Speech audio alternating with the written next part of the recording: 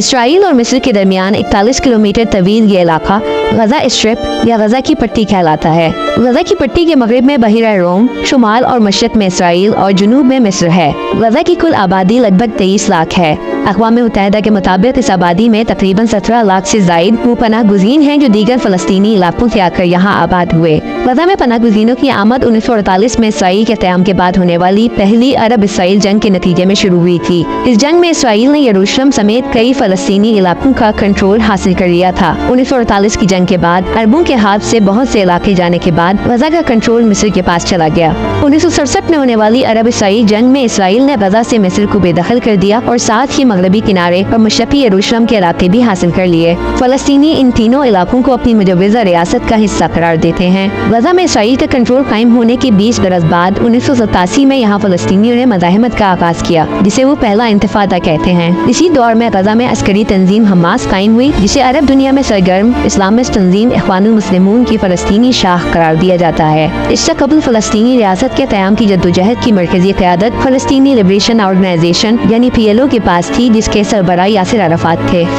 1993 में इसराइल और PLO के दरमियान ओस्लो अमन मुआहदे के नतीजे में फ़लस्तीनी अथॉरिटी कायम हुई, जिसे गजा और मगरबी किनारे के इलाकों पर महदूद इख्तियारात दिए गए। सन 2005 में दूसरे कदरे पुरतशद्दुद इंतिफादा के बाद इसराइल ने गजा से अपनी फौजें वापस बुला लीं।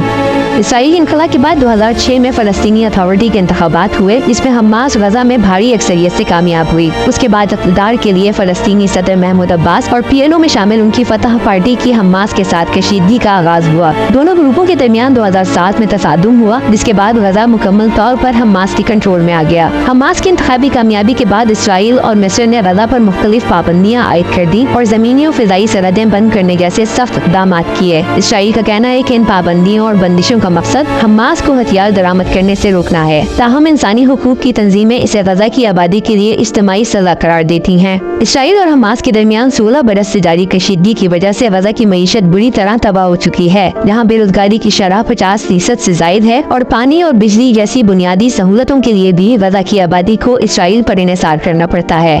गजा दुनिया की गुंजान तरीन और सबसे ज्यादा शरह पैदाइश रखने वाले खित्तों में शामिल है। गजा की 40% आबादी की उम्र 15 साल से भी कम है, जबकि 30 से 59 साल उम्र के लोग कुल आबादी का 27% हैं। इस इलाके में रहने वाले फ़लस्तीनियों की नक्लो हरकत पर सख्त पाबंदियाँ आयद हैं और उन्हें काम काज, तालीम या अहल खाना से मिलने के लिए गजा से बाहर जाने में भी मुश्किलात का सामना करना पड़ता है।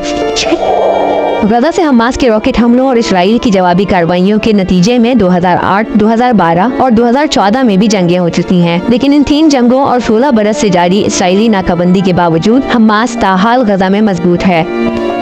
रवां माह इसराइल पर हमास के हमले के बाद गजा को एक बार फिर इसराइल की बमबारी और फिजाई हमलों का सामना है। इसराइल का कहना है कि वो हमास के मुकम्मल खात्मे तक की कार्रवाइयाँ जारी रखेगा, लेकिन हमास का इल्जाम है कि इसराइल अपने हालिया हमलों के जरिए गजा की आबादी को नकल मकानी पर मजबूर करके इलाके पर दोबारा कब्जा करना चाहता है।